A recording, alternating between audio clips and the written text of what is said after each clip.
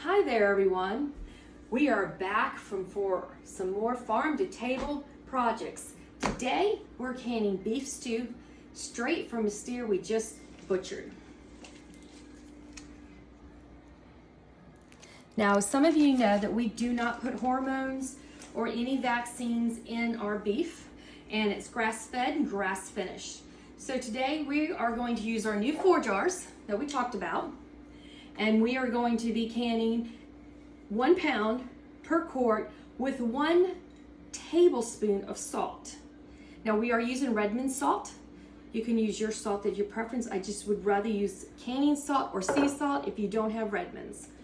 Also, this is going to be more of a carnivore meal, so we'll be able to take this with us. One of these pretty much feeds an average person, adult, and it's going to be 1 pound of meat per jar, so think of it that way.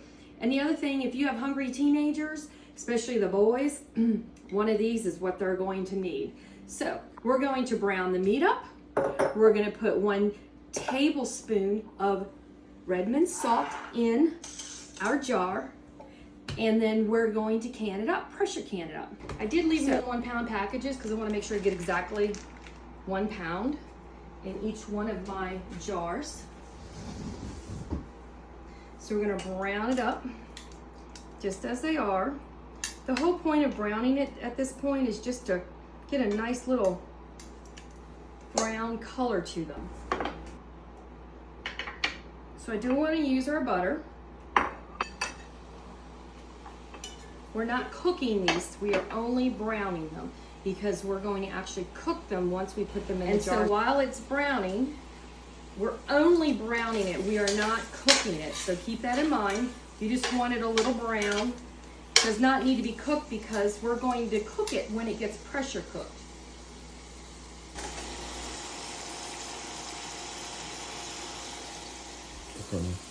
Okay, so we're going to get our jars prepped. These, remember, these are our Forjars, the new ones we just bought that are over 1 pound, where the ball jars are not.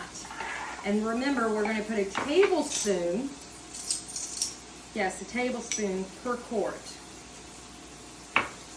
in each jar before we add the meat and water.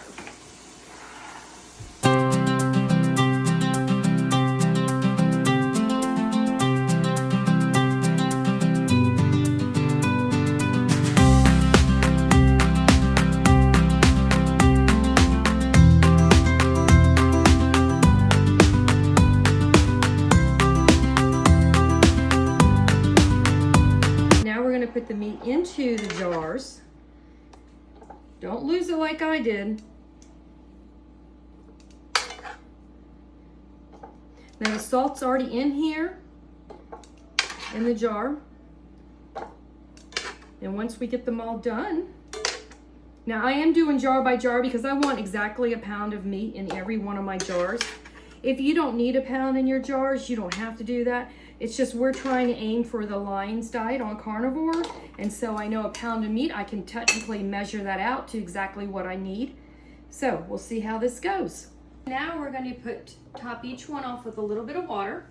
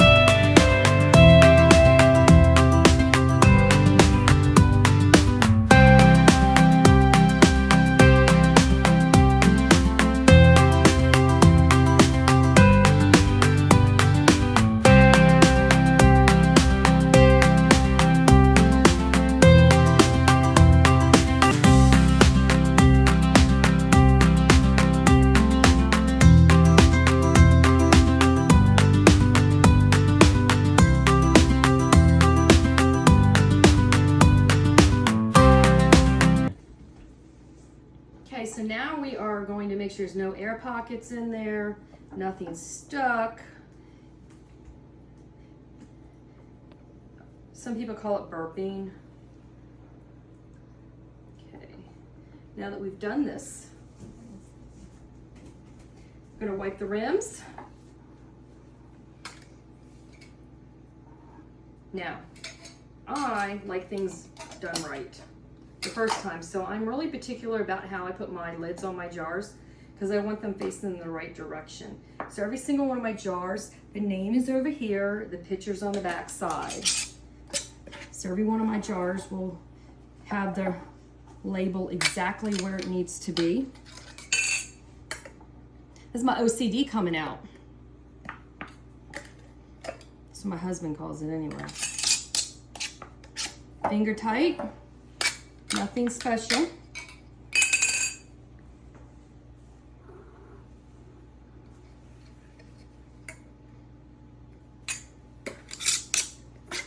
Now remember, don't forget, vinegar and water to wipe your rims. Your rims will have to be clean. No grease, no oil, no anything.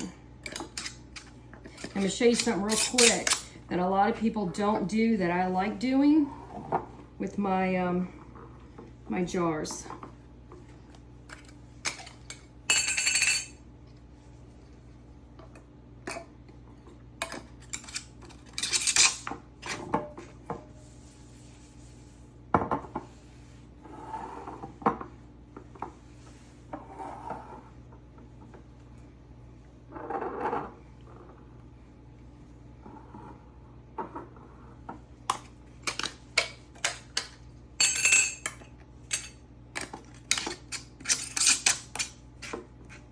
I don't know why a lot of people don't do this or mention it, but it's one of the nice things about when you learn to can and you do your own stuff. Yes, it's going to be finger tight, but when you've got stuff on the bottom like salt, I find it so much easier just to turn the jar upside down and shake it. Get that salt off. You see the salt? We're going to get that salt off of there. We're going to shake it up.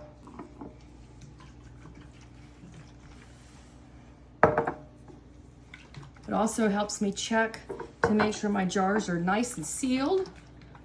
They're finger seal tight. It's oil, lard, tallow, any of those would do. I just happen to have butter ready to go, and so I chose to use butter. And I like the flavor of butter on my beef. So now we're gonna put everything in the canner, the All-American canner, and we're gonna pressure can it for 90 minutes. So because I'm doing quart jars, I can only fit 7 in my canner. I would love to have a bigger canner. I have 2 of the same size canners, but today we're only going to do 7, and we're going to see how that turns out. So we're going to pressure can it for 90 minutes at 10 pounds of pressure, and then we're going to let it come down on its own for 45 minutes. Basically just let it sit there and let it decompress on its own. So we're going to put our jars, make sure they're only finger tight. So if you snug them up to shake them up, you make sure you loosen it a little bit while you're putting them in the canner there, because you don't want them to pressure can so tight that you cannot open your jars.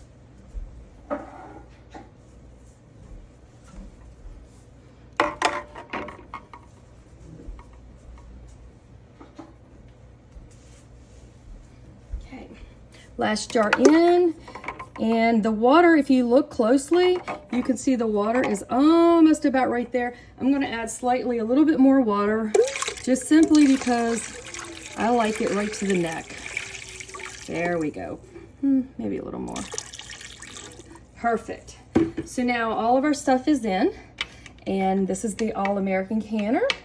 And so now we're going to put this lid on and see the indentation and the arrow where it needs to be. I do have the stove on. Little trick, when you have an All-American, do both sides at the same time. Slightly put them on at the same time, because you don't want one side to be angled in a different direction. So it's important that you do them together. And I got black stuff on my hands, but that's okay.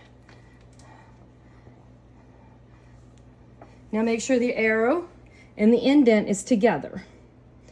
Now, the pressure gauge of 10 pounds, as you can see right here, is 10. We will not put that on until it starts steaming. And at that point, we start the timer. So we let the water and everything get up to temperature, start steaming, we put the 10 pounds on, and then we start our 90 minutes. A lot of people don't do that and they undercook their stuff. It's very important to wait till the steam comes out, then put your pressure on, and then start your timer. So I want you to see, there's definitely steam coming out. So we're gonna move it to 10 pounds of pressure.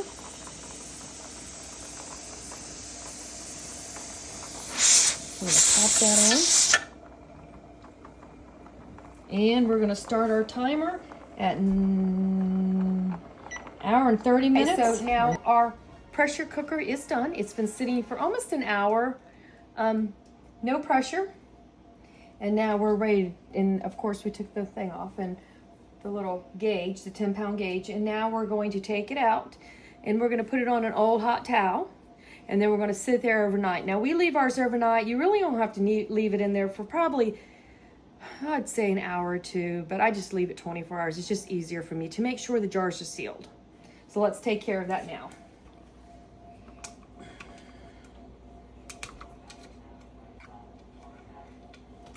Now I loosen them all up before I bring them down.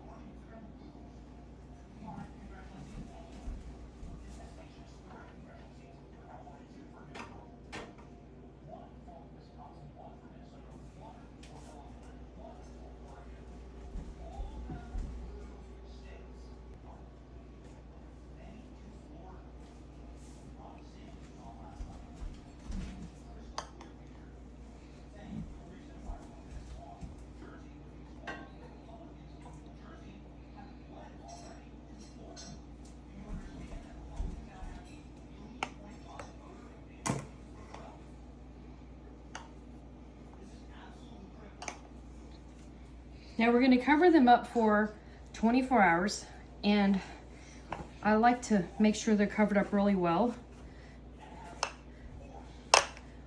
which is the goal here. And then we'll clean them off and put them on the shelf. Take the rings off and put them on the shelf. Man, it feels like dinner right now. It smells so good in the house. Would you eat something like this? If you would, drop a comment below and subscribe, because tomorrow we're going to talk about how to make bone broth out of the bones that came from this steer that we just processed. And we're going to can it up. And we've got 2 ways to do it. And we're going to show you both ways tomorrow. So this is now a farm-to-table product. This came from our steer that we processed. We did take it to a butcher and had it processed, but everything else was done here on the farm. It was raised on the farm. Everything came from the farm. And do we use a butcher? We always use a butcher because we also sell our meat, and it has to be USDA, ooh, it's hot. It has to be USDA inspected before we can sell it to customers. But man, this smells like dinner tonight. It smells so good in here. Anyway, tomorrow we're going to show you how to take the bones from this steer and make bone broth. And we're going to show you 2 ways that we can do that, which is going to be interesting. So make sure you like and subscribe so you get tomorrow's different way of making bone broth. There's 2. There's the one that you see everywhere else does, and then we're going to show you another way, which you just might like a little bit better, and it's a lot quicker. Anyway, this is Heather from Whitehaven Ranch. Thanks for watching the channel, and please comment and subscribe and like. Thanks.